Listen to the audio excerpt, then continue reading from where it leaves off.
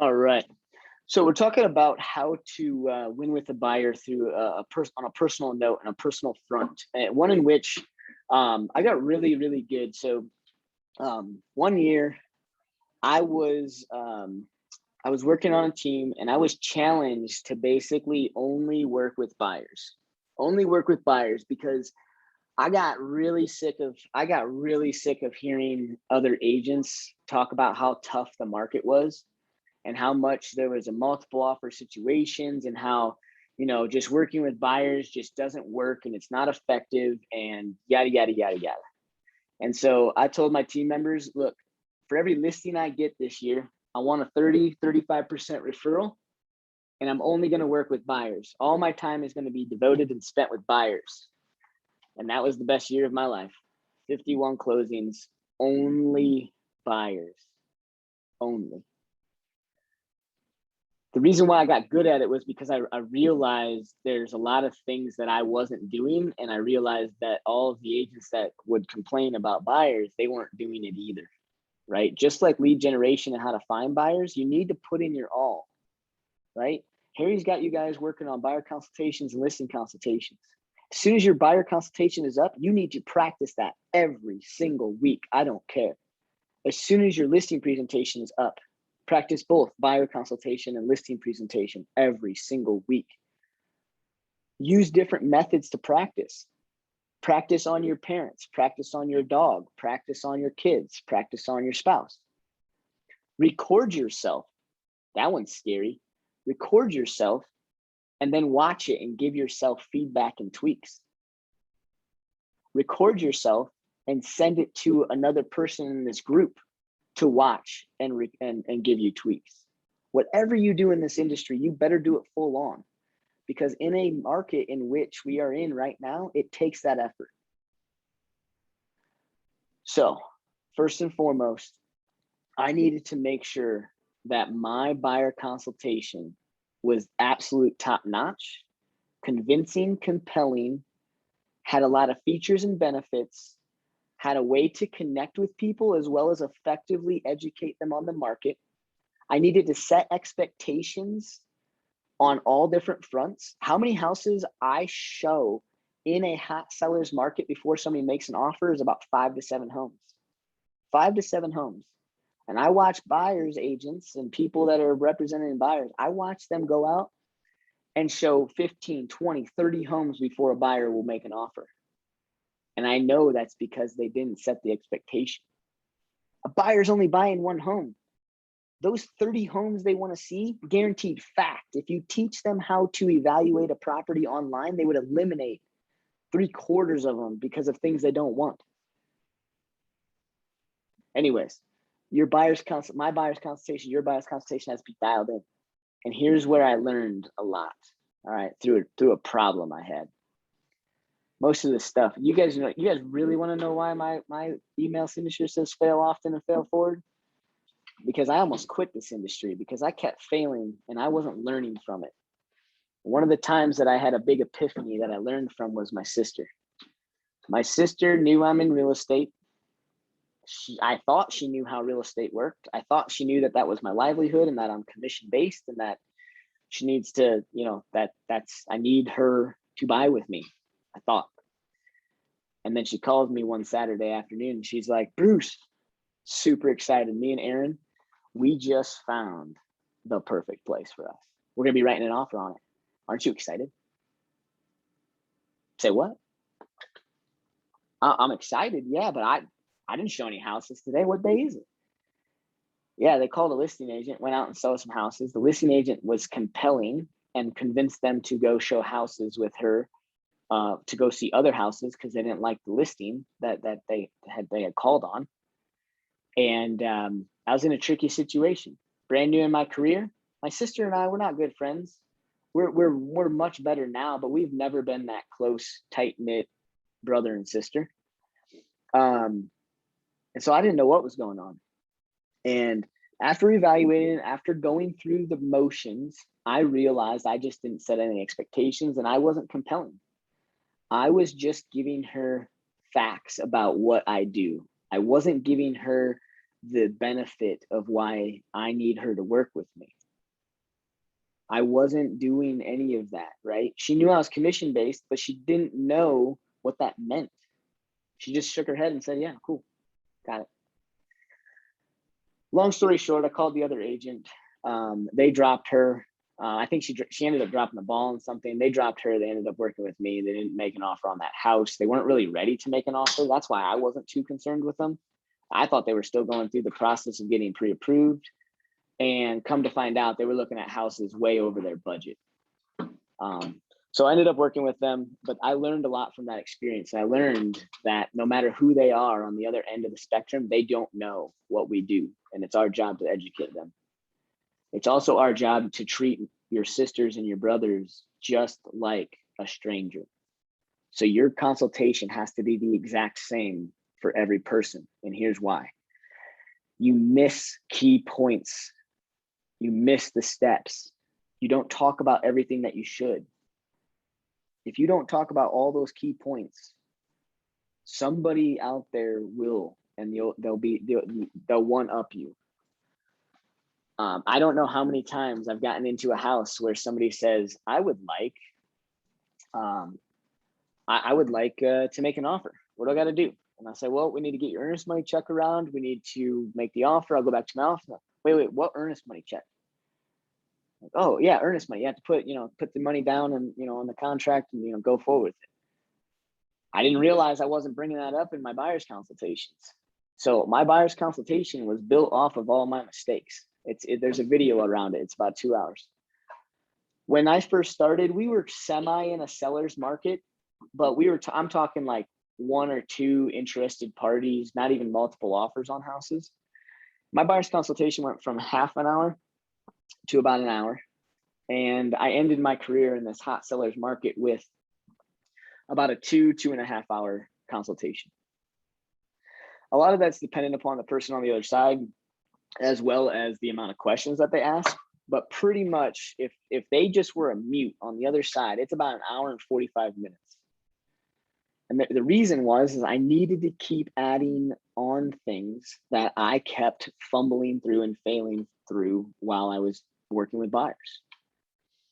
And so the biggest point you guys are getting is watch my buyer's consultation video. It's not the same structure you need to have, but there's a reason why it's long, because I set all expectations in that thing. When I have a buyer go out to see their first home, they're ready to pull the trigger if that's the house they want. On average, I will have a buyer write an offer within the first 5 to 7 list, 5 to 7. And I'll kind of show you guys how to do that, but I'm hitting home on the buyer's consultation. There are so many agents out there that will get a buyer and say, yeah, great. What houses do you want to see? We'll talk about the process at the house. It's BS, you guys. They can't get through everything. You can't sit at a house for 2 hours. You can't sit in a house for an hour. That's all your showings are. So get them in, get them on Zoom, get them in person. Make it a compelling story. Hey, look, Derek, man, the reason I know that you're hesitant about meeting me at my office for a buyer's consultation, but the reality is most people don't want to meet with me at my office because they feel like it might be a waste of time. I can assure you, spending a few minutes with me at my office is going to save you countless hours on the road. Derek, you're looking to buy one home, right? Great. So that means that we need to go out and see the best homes for you. We're not going to go out and see every single home. And the only way to do that is to meet with me at the office. So that way we can find the right home for you. So is Tuesday at 5 better for you? Or what about Saturday at 11? Get them in for an open house. Get them in for a consultation. As you continue to work through this, every single time you run into a hurdle or a headache while you're showing a buyer, it needs to be added to your buyer's consultation. All right, let's keep going with this. Now, you guys have all heard I'm shy. I don't really like to talk. I don't really relate to people well. And so I took a class called a DISC profile class. DISC profile class changed my life. Because I was working with people that I felt like hated me. And what the reality was is that they just had a different personality. You guys have heard of RBF, right? People have RBF. And that's a real thing that I didn't like. I thought people were mad at me when they had RBF. And I realized that I needed to stop looking at how their demeanor was, and I needed to figure out who their personality was. So if you guys, well, Harry should be shaking his head. Everybody takes this profile before you set up your first one-on-one with Harry. This profile is powerful. Let me pull up a graphic as we go over this.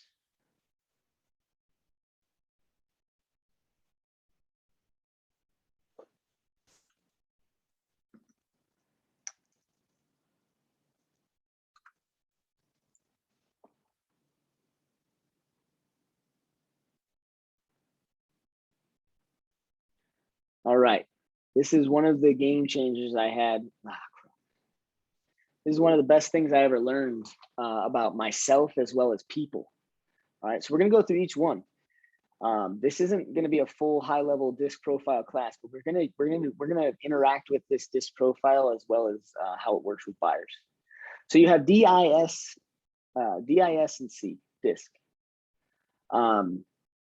Everybody in here naturally, in a natural state, usually falls in two of these quadrants, all right? Usually falls in two of these quadrants. I like the square quadrant because I want to tell you guys that typically, if you're a high D, your secondary trait is usually an I or a C. The backwards people are the ones that cross this line. A DS or an SD is rare. An IC or a CI is rare. Okay, so now as we talk about these, you're gonna kind of understand why, and some of this stuff might hit you and resonate with you. I can confidently pinpoint Casey Osborne as a high I. Have you taken your disc profile class? Yeah, I am a high I. I took the assessment, like the thing online, and then D was my second one.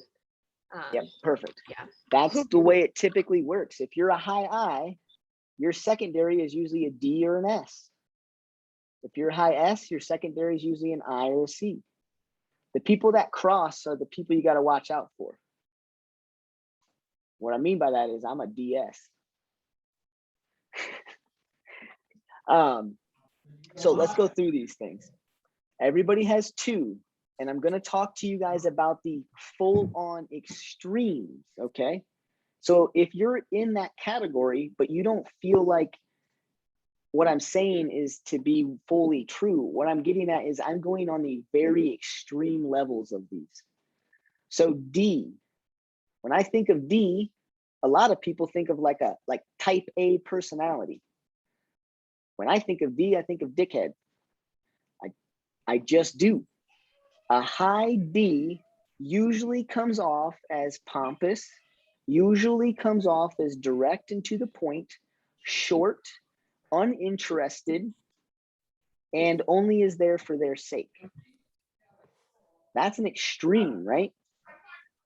They're dominant, they're type A, they're short, they're to the point. They talk in bullet points. They're very forceful around their opinion. They will stop and understand. The other thing that's not on here that I've realized a high D traditionally has is a high D traditionally seems like they have no emotions. No what? Very fact-based. What's that, Harry? What did you say? You made a comment. I didn't hear it. I just said that they're. He's talking to somebody else, isn't he? No, I'm talking to you. I didn't hear what you said. I'm writing it down. So I just. Oh, I said, the emotion part. Yeah. Okay. Okay. What's not on here is the emotion part. Gotcha. In a lot of the disc profile classes that I've taken, some of the other pieces on there is that they seem to lack emotion. So seem to. So if you're not a high D and you get that grumbly person That person that really doesn't like, just rolls their eyes at you, doesn't talk much, you know, everything you tell them, they don't hold a conversation with. They're just very monotone and seem direct, forceful, to the point. They can come off as emotionless. And in reality, they're not. They just listen. They're listeners. They're direct. They're to the point. They're very, very, very decisive. High Ds will make a decision very quickly. Whether it's right or wrong, they'll make a decision. Again, why do you think my email signatures fail often and fail forward? I learned to be a high D. When I first took this DISC profile test, I was an S. Nothing else registered. There was no I, there was no D, there was no C. Throughout working in real estate, throughout growing up in life, throughout putting aside my own personal crap that gets in my way, everybody's head gets in their own way. Any of you, every single one of you has an opportunity to talk to people. Why don't we talk to people? It's because we get in our own way. I learned that the high Ds or the type A's of the world, they're fearless. They get out of their own way. They make decisions quickly and they own that decision regardless of whether it's right, wrong, or indifferent. But they're also willing to accept the fact that they are wrong. They're also willing to accept the fact that there's another way to do it or skin the cat. The problem is when they want to know a different way to do something, they're silent about it. They just listen. And that's when people think or take a type A or a high D personality as offensive. They're typically not.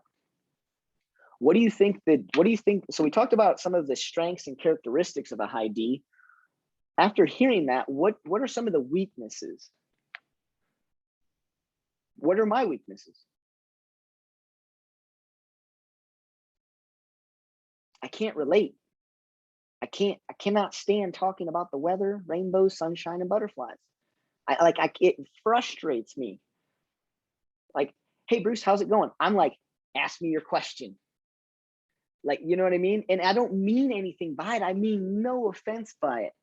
I just can't relate. If somebody asked me what the weather's like today, I don't know. I just got in my car, drove to work, and walked inside. I have no clue.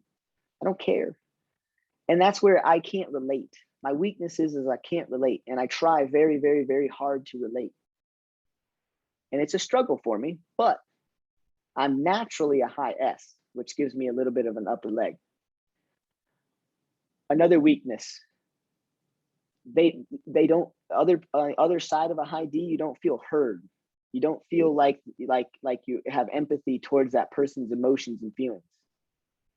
When I talk to a high I's and I, we're like this. We don't get along. We only will get along if we understand that we both have just two different personalities.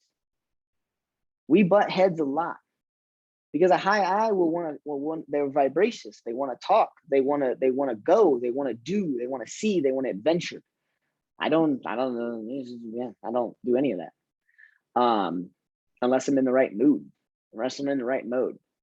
Do you know when I get along with a high I? When I want to go out. Yeah, if I want to go to a networking event, you bet your butt I'm taking Casey Osborne with me. Oh, she'll introduce me to everybody and anybody and she won't even know them. It'll be perfect, right?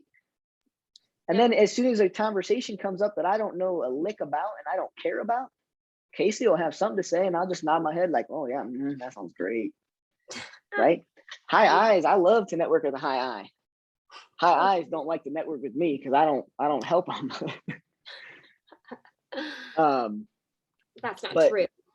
What's that? You do help us. You do help us. Well, we learn from you. I put my high S hat on all the time. Oh. I don't really. I like being a type A when I'm in a contract or I'm negotiating. When I coach and train and mentor, my high S comes out. I'm an odd duck. I'm a very odd duck. That's okay. You know, I struggle turning it on and off. Most of you guys don't even know what turning it on and off is. You're just naturally a high I with a subsidiary D. You guys don't have to turn it on and off because high I's and D's go along with each other. But when you're a high D and you have no I in you, and when you're a high I and have no D in you, you butt heads. Same thing with all the other ones. My worst people are the high I's and high C's because I'm not them. Your worst people will be the opposite of what you are.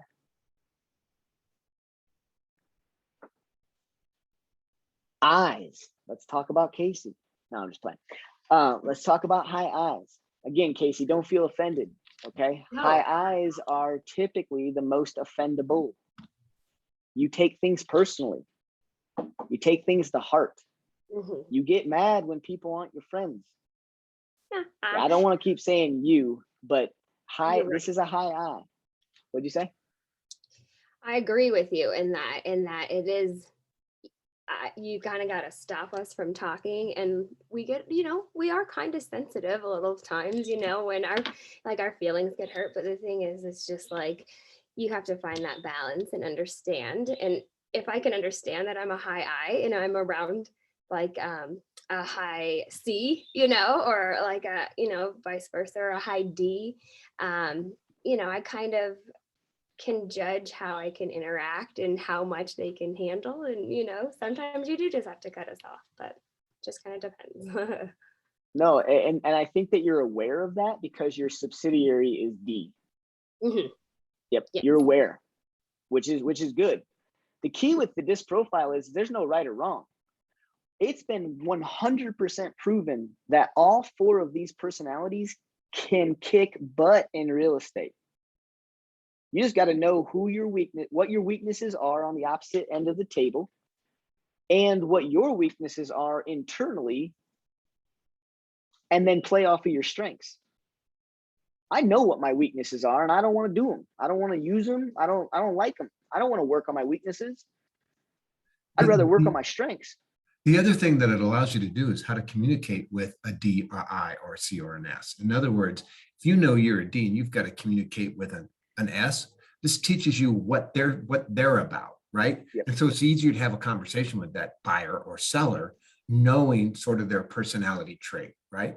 If they're a C, boy, you better make sure you have your facts straight, right? If they're a D, don't go into the minutia, just boom, boom, boom, boom, because that's the answer you're going to get from them. That's what they like. So this allows and helps you have those kind of conversations with different clients and stuff. Yep. Caleb Church, what was one thing that I said to you and Melissa that offended you about friends? You can't be friends with everyone. I blatantly told him that. I'm like, look, I'm not going to be friends with everybody. I'm going to pick and choose, and it might not be you. I'm just directed to the point, and I'll tell you who was offended. Melissa. We're good friends. We're good friends. I think we're good friends. I consider her a good friend. I consider Caleb a good friend. But I know that affected Melissa a little bit. I think it affected Caleb a little bit because it came up in conversation like a couple weeks later. I had no idea I even said it. Your personality comes out. It'll come out naturally. Be careful who's on the other end. I should have recognized my audience was a high S. So a high I, you're influential. You're outgoing. You're optimistic. You're talkative. You're very, I call them vivacious. That's just kind of my overall word for a high I. High I is a lot of classes call them the class clown, meaning they'll a lot of high eyes, and maybe I don't think you're this way, Casey, but a lot of high eyes will crack a lot of jokes, do a lot of things to grab attention, do those types of things, right? A high I has one of the greatest personality traits for getting over the fear of talking to strangers. They really have that inside of them. There's something about the high eyes that I really wish I had more of. I would consider Derek a high I. What are you, Derek? No, you were right, man. I was high I. Okay, yeah. What's your secondary? So when I took the test, it was only I, but then you and I kind of had a back and forth between I think it was CI. Yeah, okay, that makes sense. Yeah, you're very calculated. What are the weaknesses of the eyes? Again, don't feel, you guys, I have weaknesses in the D category and the S category. Don't feel like this strikes home when we talk about it. Okay, what are some weaknesses that you have, Casey? I would say probably just get really caught up and get might be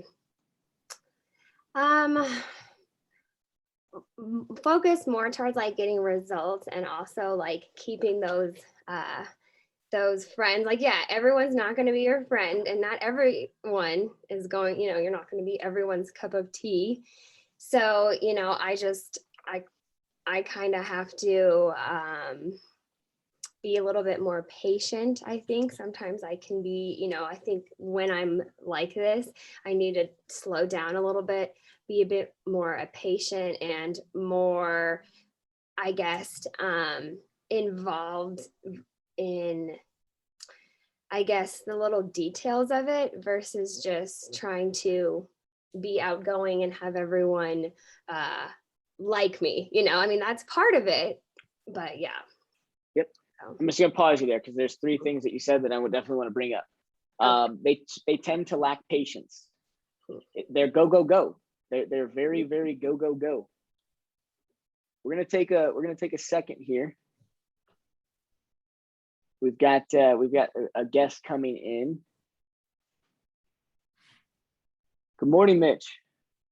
Good morning. I just How are came you from doing? the ALC meeting, so this is exciting. Heck yeah, nice. Awesome. Well, welcome to our little training that we're going through. I appreciate you being able to jump on here, and I'll let you kind of take the reins. What's would you like hosting powers to share anything? Or you No. just gonna chat I'm with us? just gonna ask some questions and offer opportunity for everybody else to ask questions.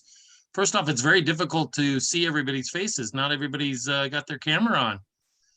Anyhow, my name is Mitch, and I have been asked to come and bring Bold to your neck of the woods. Now, just for curiosity's sake, I know Harry's taken Bold because he took Bold with me.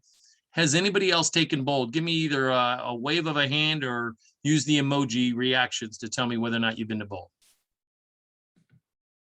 Okay, so we got two of us. The leaders of the pack have been in Bold. So that's a wide open blank slate for everybody.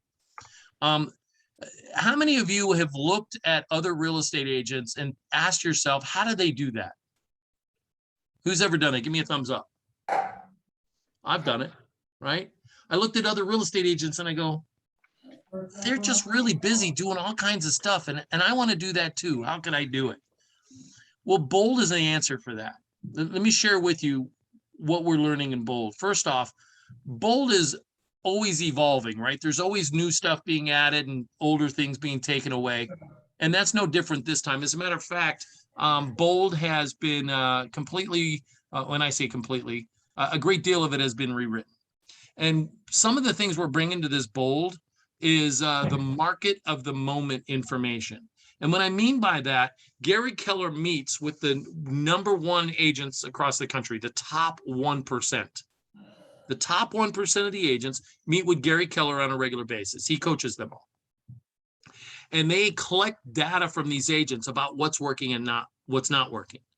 And one of the things they've discovered is that what they call in the market of the moment information. So all the Bolds are going to be evolving, always having the market of the moment information.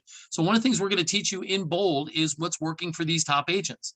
And it's not about dropping a bunch of money on Zillow, which I think is always a waste. This is about doing the actions, taking the actions that these top 1%ers take.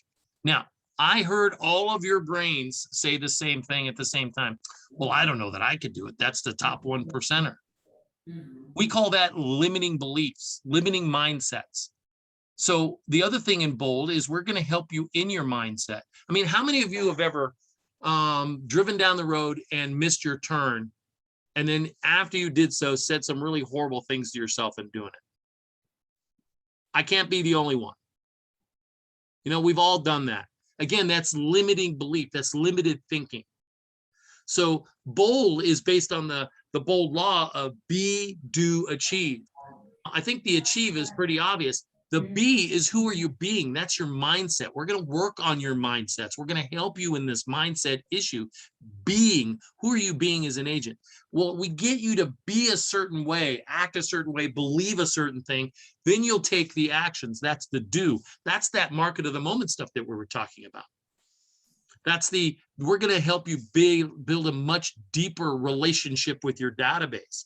We're going to teach you places where you can go and actually build your database. I mean, If you got 10% of 100 people, that's 10 transactions, okay. Yet if you got 10% or had the opportunity to get 10% of 500 people, that's potentially 50 transactions a year. So we're going to help you find those places to not only work on your database and dig a much deeper relationship in with those people, we're going to teach you where to find them so you can start adding to that group. The idea here is to take you from wherever you happen to be in your current business status. Let's say you're a half a capper. The idea is over the course of the next several weeks is to help you become a capper. So you never have to look at Bruce or Harry again. Who wouldn't like that, right? No, I'm just kidding. The idea is to get you there. And we know you can do it. You might want to write this information down because I think this is important. It's the 6% of all Keller Williams agents took Bold in person the last time it was in person. By the way, that was 2 years ago. 6% of all Keller Williams agents in 2019, October, November, December, took Bold. Those 6% were responsible for 22% of all the listings taken for all of Keller Williams.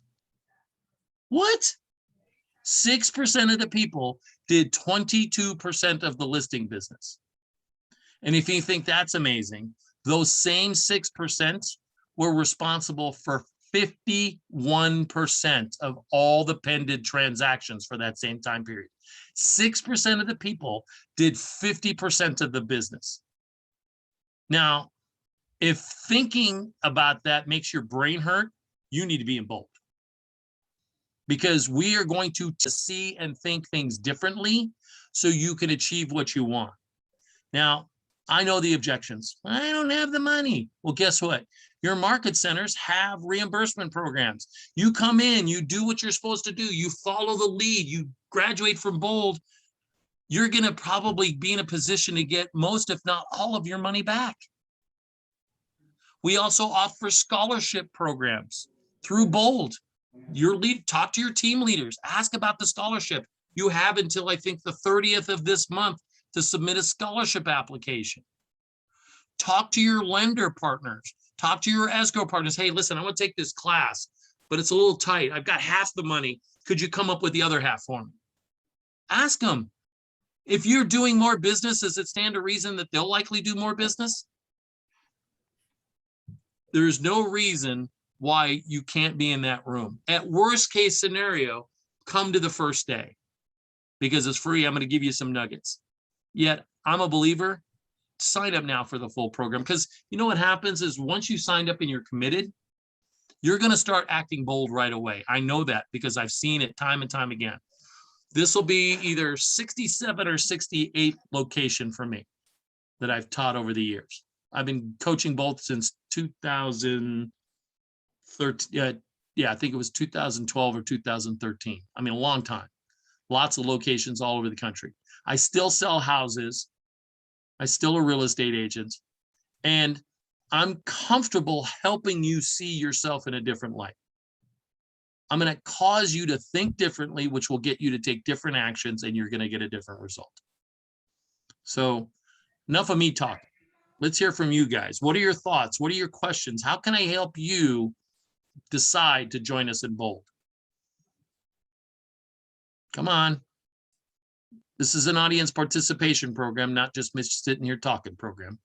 What's funny, Mitch, is we're literally in the middle of this training, and one of the things that I said was, I am not the same Bruce I was today as when I first started. My chest still pounds because I can still bring back the nerves. The first time I ever stood up in front of the entire damn Bold room and said, "Hi, I'm Bruce and I'm Bold." I didn't sound bold at all. I was trembling. Yeah. And that first Bold class, I'll be honest with you, Mitch, I didn't play full on. Yeah. I didn't play full in. And that was the worst thing I ever did to myself. And I will tell you this, I can remember before Bold and I was at Ignite and I would have to do 10 contacts a day for 5 days, 50 for the week. I thought was insane, right? It was like this big number. And then Mitch had bold 100, and I thought, I have to be able to stand up there and do a bold 100. I have to. And did 4 bold 100s that during his class. And 50 after that was like, man, it's like not working. You know, it just became that. It's just, it's a mind game. Some of it's a mind game. And if you can get past some of those hurdles, and bold allows you to do that, I highly recommend. And I think I told me, I highly recommend everybody go to the first day. Because I went to the first day and hadn't signed up. And then after the first day, I signed up. Because he realized what a kook I was, and he wanted to be in a room That's that right. I wasn't going to That's right. implode. That's right. And so, my recommendation is, it's a good program. I think if you go to the first day, you then can make that decision that's based for you. But again, for me, it was, I'll go because they want me to go. And then I went and I thought, you know what, I'm going to do this because I wanted to get past that hurdle of, could I do more than 10 a day? And I remember you telling me this. Yeah. So yeah, it was a fun conversation. If anything, one of the things you need to know, the last time we did Bold live and in person, in addition to the statistics I gave you, the average person did over 14 listings and sales while they were in the 7 weeks of Bold. It works. It works. Yep. Now I look at Bold as like a workout, right? Mm-hmm. If when you start working out and you want to grow muscle mass, you're going to be sore the first couple of weeks. It's a new muscle. It's different things that you're learning. But then here's what happens.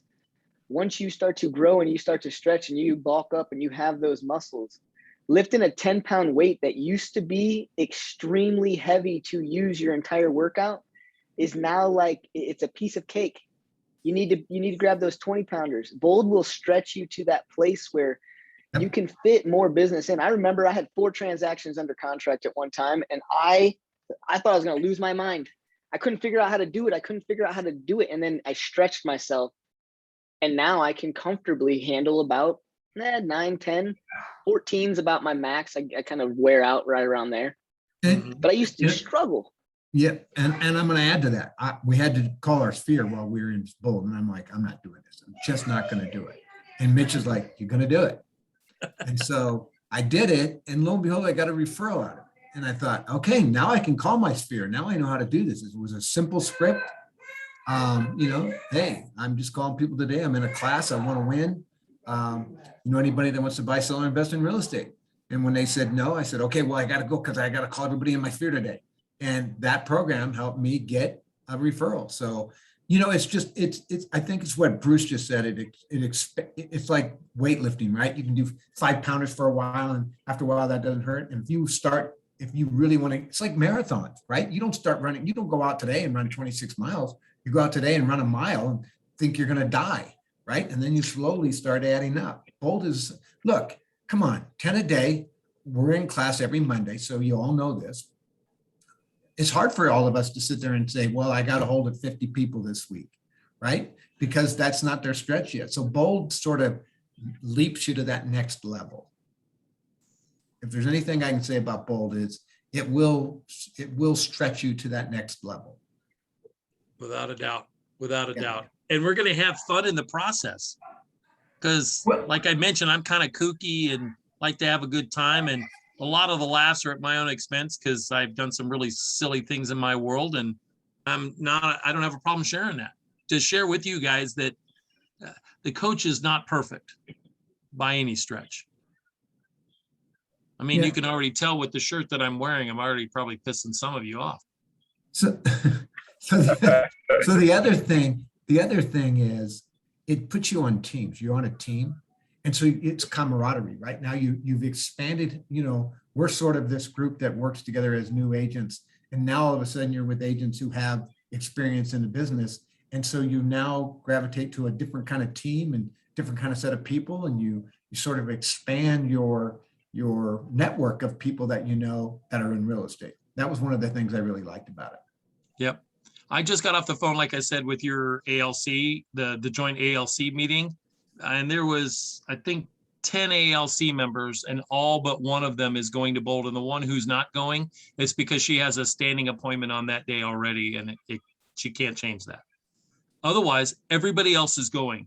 Your top producers are going to be in that room. And so you're going to be learning also from them. So does anybody have any questions or anything now that we kind of open this up a little bit? Is there any reason why you should not be in that room? Put it on your credit card, call your mom, call your lender. As a matter of fact, even call your lender and say, come with me. Real estate loan officers are in bold and they grow their businesses as well. Escrow people. I had a guy who was a home warranty guy up in Santa Rosa, California. And he was a home warranty guy and he killed it while he was in bold. And still to this day is like the #1 guy. And actually is now, because of his relationships, is like one of the top people for command and coaching agents in command, even though he's a loan officer and doesn't work for Keller Williams. But that all came from bold. So I know you guys got some training to do, and I don't want to monopolize all your time. I do want you to write down this, though. Let me give you my cell phone number. So if you have a question specifically that you felt like you were uncomfortable asking to the group, at least now you'll have my cell phone number and you can call me. It's 702 303 0040. That's my personal cell phone number. I'll repeat it. 702 303 0040. Thank you, Bruce. Call me personally if you have a question. Whatever I can do to help you get in that room, I will do what I can, because I honestly believe that this will change the trajectory of your business for the better for the long term. Okay?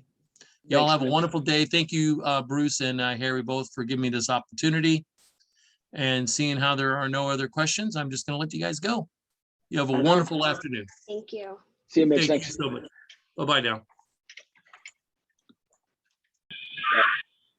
Got to get registered for that first step.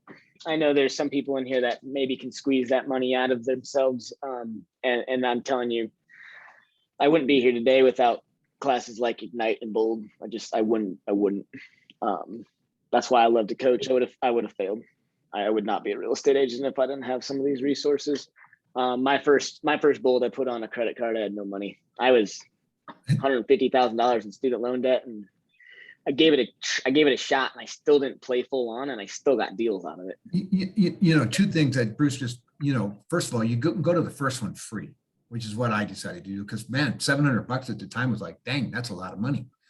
But I knew I needed to get over the hump of, I can't just get 10 contacts a day and survive in this business. I've got to figure out how to get more, right? And so just Bold allowed me to do that. So if there's anything I would tell you is go to the first day, then make that decision. Bruce and I are behind you 100%, whichever decision you make. We just want you to be successful, but just at least do that.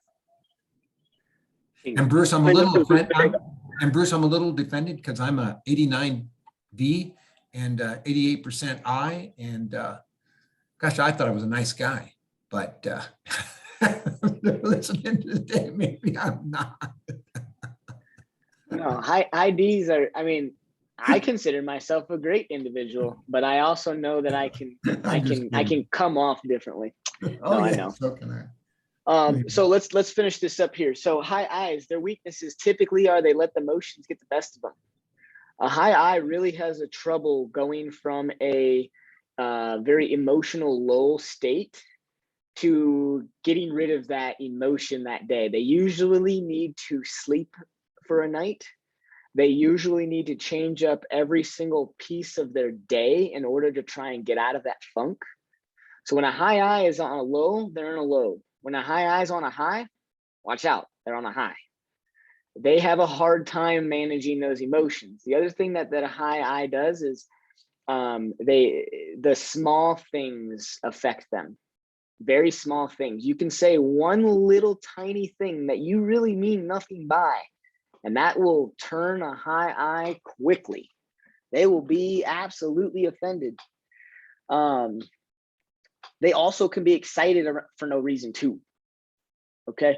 They really have a hard time with their emotions. And that's when a high I's weakness for a buyer is giving the buyer their opinion. You never, ever want to give your clients an opinion. You always want to ask questions. Find out what their opinion is, and then maybe feed off of it, or maybe try and get them away from it. But never give their opinion. High eyes really have a hard, they have a hard time keeping their mouth shut anyways. It's really hard for them when they're asked an opinion not to have one, because they already have it ready. A high eye will overtalk. A high eye will overtalk over somebody, right? Casey's smirking. I'm sorry I'm picking on you, but you're a high eye. It means you can take it. When somebody's talking to you and you think of something in your head that you want to say next, you go like this, waiting to pounce in and make your point and make your statement. It happens all the time. So everybody has pros, everybody has weaknesses. Let's go on to S. S, think of like the family man, the consoling individual. They're very calm, cool, and collected. And the problem with a high S is that they say yes to things more than they should. They have no boundaries. When their friends want to do something, they pretty much got to figure out a way to do it because they feel bad saying no. A high S, one of their other big weaknesses is they make decisions based upon other people's emotions, reactions, and decisions. So when somebody comes at me super aggressively, I'm likely to be timid if I have emotion behind it.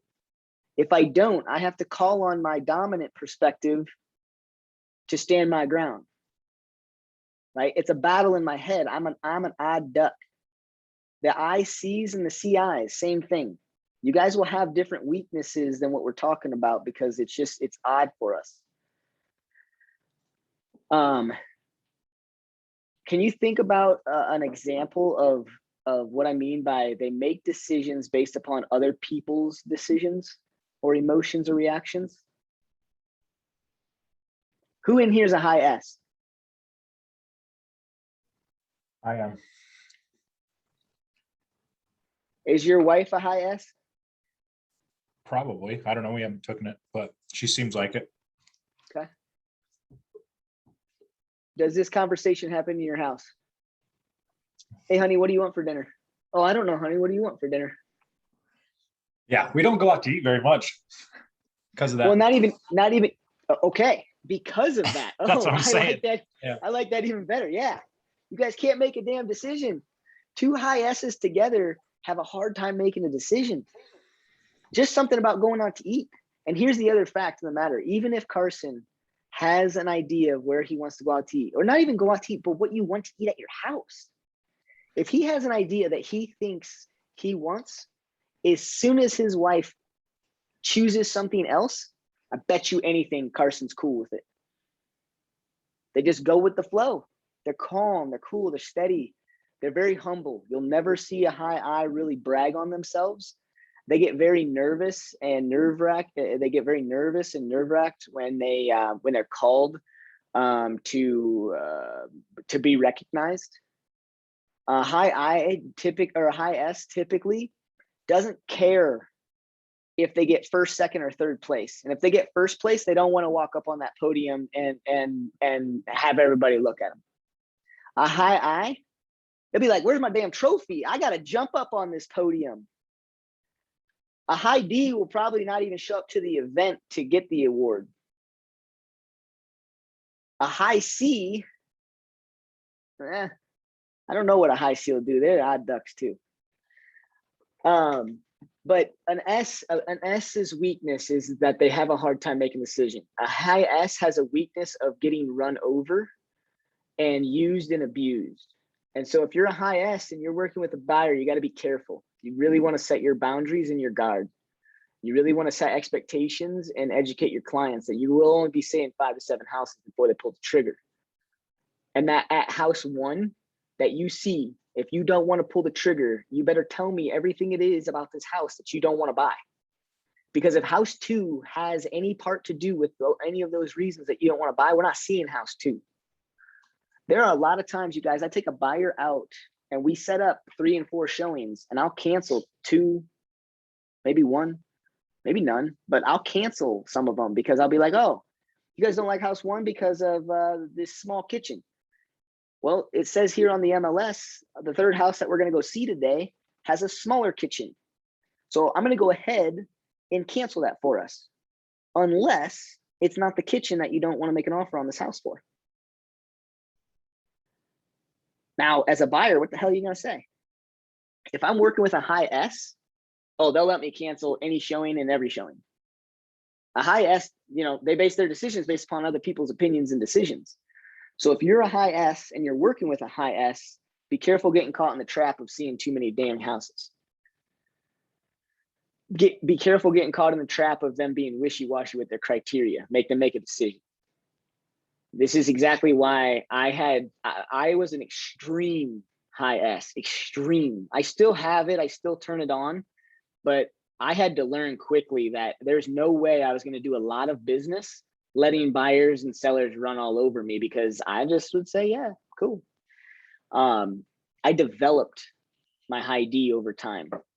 I didn't realize it was one of the hardest ones to develop, because I should have went after the high I or the high C, but I wanted to be a high A, a high D. I wanted to be a type A personality because I did not want people to run over me. All of my life, I could care less if I won anything. Could care less. I wanted to see my friends win. I wanted to see my spouse happier than I ever have been. A high S wants that for that person, and so they're very, very likely to just say yes when they should. So high S's just have to be careful with that. Now, the other cool part about high S is that unlike the high D's and the high I's, a high S is very willing to listen, take in, absorb, and do. D and S are the doers of the group. They really do what's necessary. A high I and a high C, they have a hard time doing, right? Casey has an incredible personality to talk to anybody and everybody, but her phone probably weighs 2,000 pounds when she goes to pick it up. Now, a high S probably has a 2,000 pound phone as well, but they feel so bad about not doing the job and failing themselves that they'll pick it up a lot easier than a high I will. A high D, they have no fear. They just pick up the phone. They just call. They don't care. Let's get into C. All right. A high C. A high C is somebody who is very detail oriented, somebody who takes notes in a format. Okay, a lot of us take notes, but a lot of us just write down, like I write down, well, for one, I hardly ever take notes. I absolutely upset people when somebody calls for me to do a meeting with them and there's a lot they want to talk over and I don't walk in with a computer or a notebook or anything.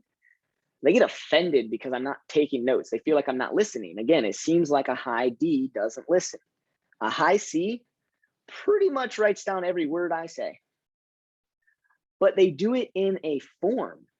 Have you guys ever seen like an outline where it's like you got like your header up here, you've got your bullet points, and then you've got your sub bullet points underneath the bullet points, and then the bullet points underneath the sub bullet points?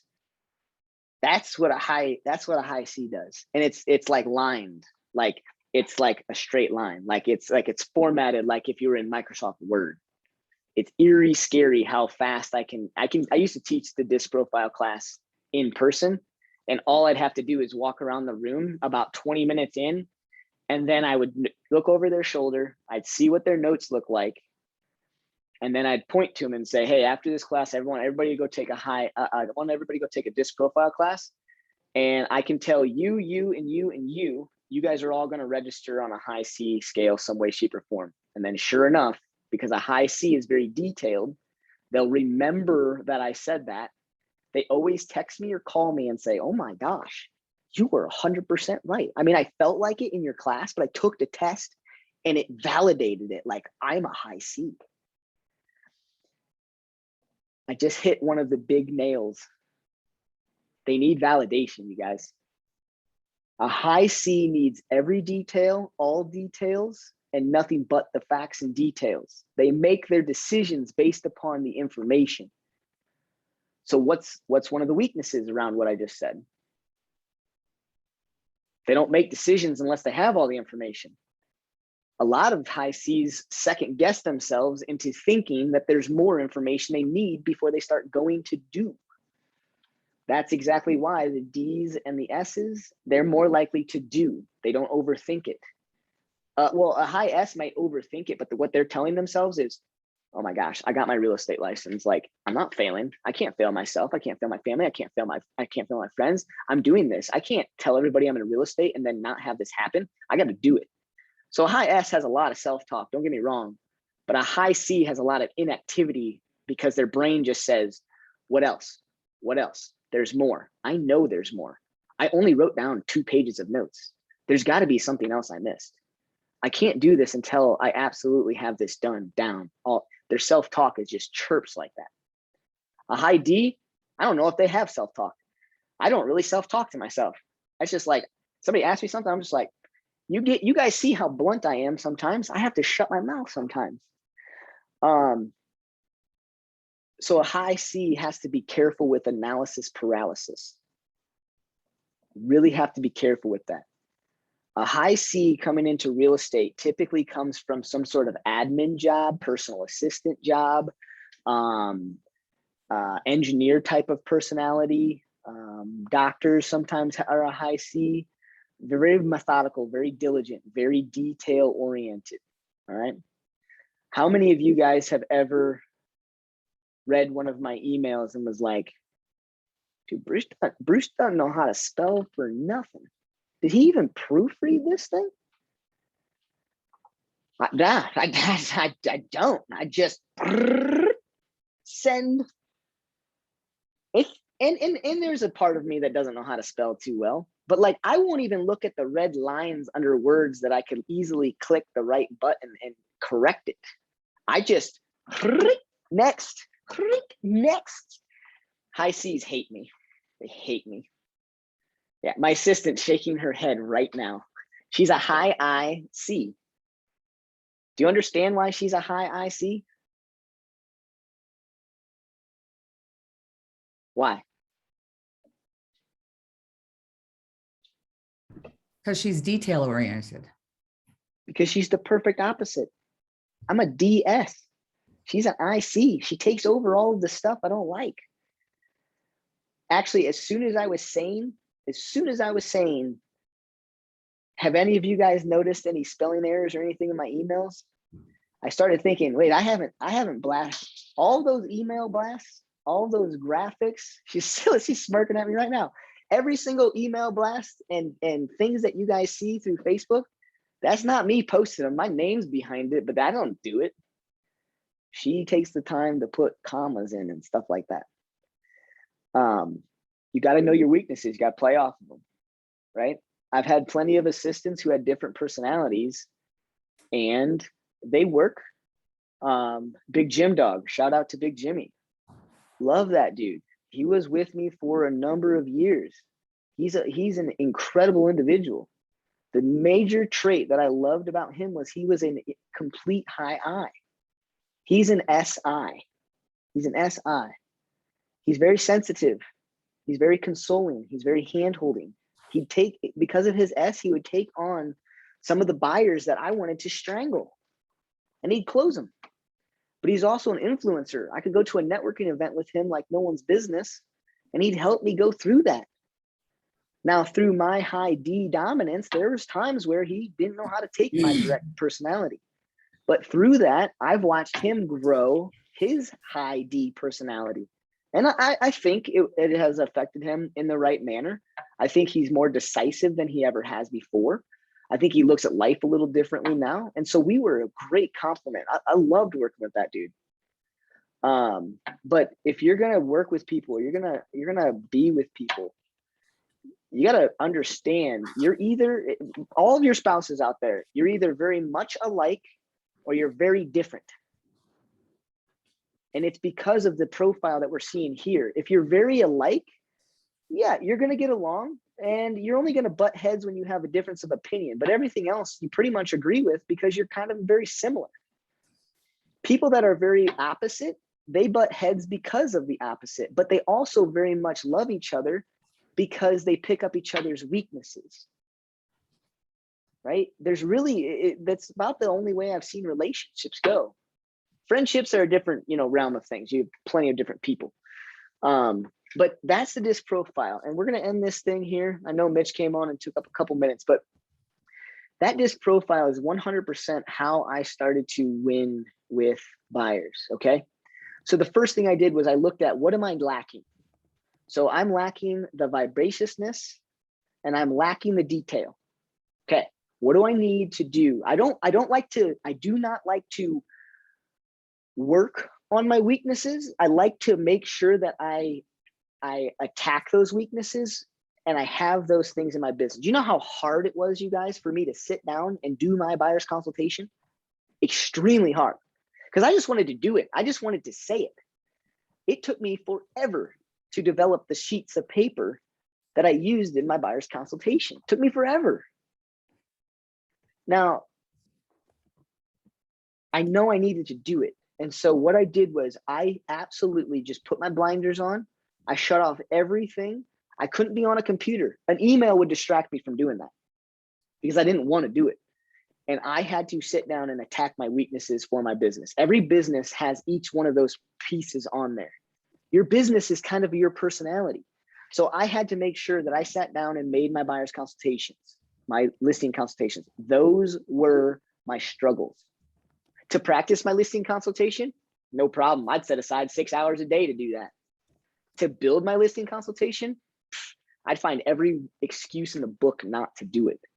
And so I took a DISC profile class and I was like, wow, that's exactly why I'm struggling with this. Now that I know this, I need to do it. I need to do it. How did I become more comfortable and develop the high I? I had to put myself in situations. So I wanted so bad to work on how to talk to people. And so I attended scripts every day. That's why I love scripts, because it broke me out of my shell. I'm not a high I. I still can't take that profile test and get a high I. But I can sort of in certain situations be a little bit more boisterous and vocal. Most of you guys look at me as very silly, funny, and all that. A lot of people think I'm a high I. I'm not. That's why when I'm in my office right now, and Derek will tell you, I'm in my office right now, my door's shut, my headphones are on. Somebody knocks on that door and I'm busy, they get a glare. And I don't even know I glare at them. I don't even notice it. I just, what the hell you want? I don't mean anything by it. I'm just in the middle of it. A high I was a very strong thing that I had to work on. That's why you guys know how I trembled when I door knocked. That's why you guys understand that I loved open houses way more than I did anything else, because people came in, I didn't have to go after them. But I also needed to work on things. Now I don't want to play off of my weaknesses, but I needed to figure out where this thing needs to break down. And that's why I had to bring a Casey Osborne to a networking event with me. I had to. Because if I brought another me to a networking event, you know what happens? I sit in the corner and have a beer with that person I brought and we don't meet anybody. And then we bail early, we leave early, we get drunk in the corner. Like, you can't do it. So play off of some of them, recognize where your holes are in your business, fill that hole and be done with it. Then go back to your dominant trait. Now, let's talk about briefly each one of these and how it relates to buyers. When you have somebody who's very bullet point oriented, Casey, stop. You got to be quiet. You got to, right? I'm a high DS, so I have patience like no one's business. All of you guys can talk and ramble and do all this stuff, but if I'm in high D mode and Casey calls me and says, "Hey Bruce, how's it going? What's going on? Are you busy? Do you have time?" I'm over here like, I answered the phone. Please move forward with the question. But that's just what my mind thinks. Like, I mean nothing by it. And you, Casey, mean nothing by over talking. You mean nothing by it. It's just part of who you are. The problem with society is that if you get in front of a type A personality, Casey, and they're talking in bullet points, very short, very grumbly, very emotionless, Mhm. you need to try and mirror and match it. It's Okay. 1 point. Hey, how's the market? Are you looking to buy or sell? Mhm. Yep. Very, very much, right? Now, if you have a high I in the room, give them a hug at the end of the buyer's consultation. High I's love hugs. They're huggers. They're huggers. Only high I's that don't like hugs are ICs. C's hate hugs, typically. Ariana. Hi. Hi, my high C. Hi. How awkward are hugs for you? I don't like hugs at all. Yeah. Ariana's a very extremely high C. She's very detail oriented. She does great business. But she plays off of her strengths. And her strength is she can design something that looks fabulous. She can type up something that hits all points and is very methodical and very convincing. And we're going to pick on Ariana. Now ask Ariana how many times that she's cold called and felt real comfortable with it. Not very often, right? A high C needs details. They're very, they can be shy, very quiet. There's nothing wrong with that. Now, the way to distinguish the two, D and C, because both of them are very quiet. Both of them are very detail pointed and oriented. The difference is the abrasiveness. Ariana is just likely to shake her head yes and write things down, even if she doesn't agree with it. A high D will challenge. That's kind of the big difference, okay? A high S. Here's how you guys can know if you have a high S in the room. If you have two people sitting there, you look at both of them and you go, hey guys, is price or location more important to you? The person that looks to the spouse is a high S. The person that looks at you and remains there, or looks at their spouse secondarily because they felt their spouse was looking at them, they're typically the drivers, the decision makers. Maybe type D, but maybe not. It's a beautiful question to ask. Here's another beautiful question. So write this stuff down. What's more important to you, price or location? Amy's also a C. You know how I can tell you're a C? Because you didn't say it. You had to type it in. No, I'm just playing. Welcome, Amy. I didn't see your name coming. I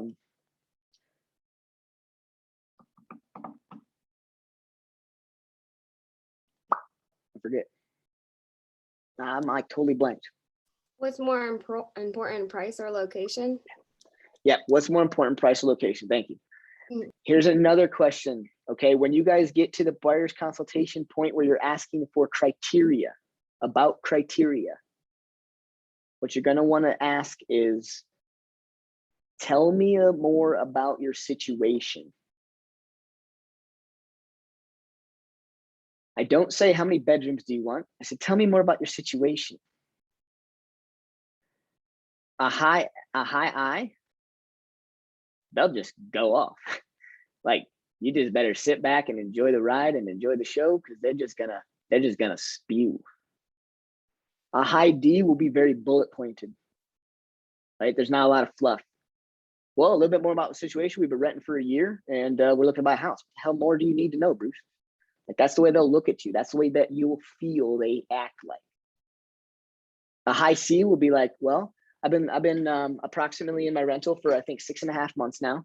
And, you know, we're paying a lot in rent and we really need to get out of this place.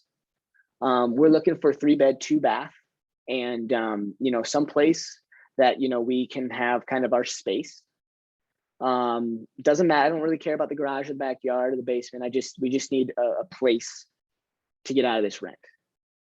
And we've already talked to a lender. We've looked online and there's some things that, you know, we think we can afford.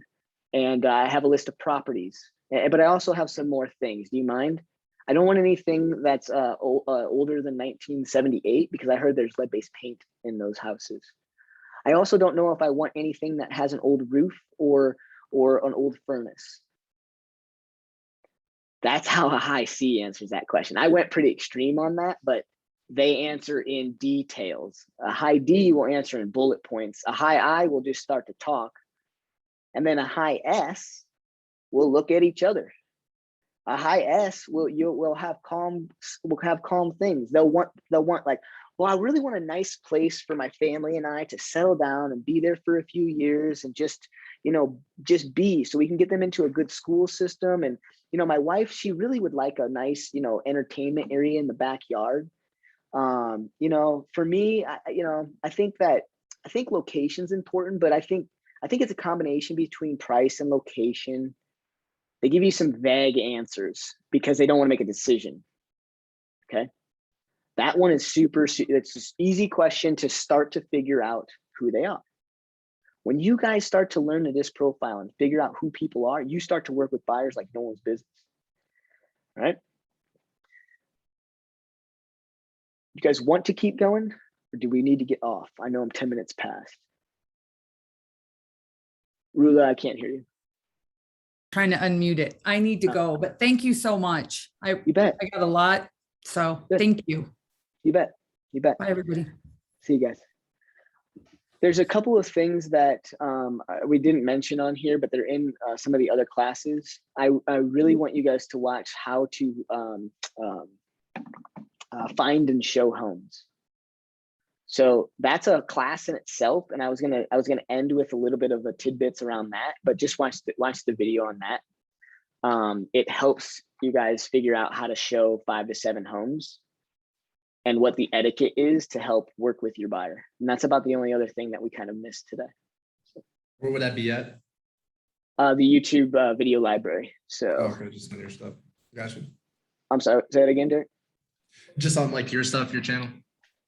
Oh yeah, yeah, Notes that you send exactly. out. Yep. Does everybody have that? Everybody have that? We all have it, but you're brand new. You got to remind yourself. Happy to show. Okay. Perfect, guys. Have a great day.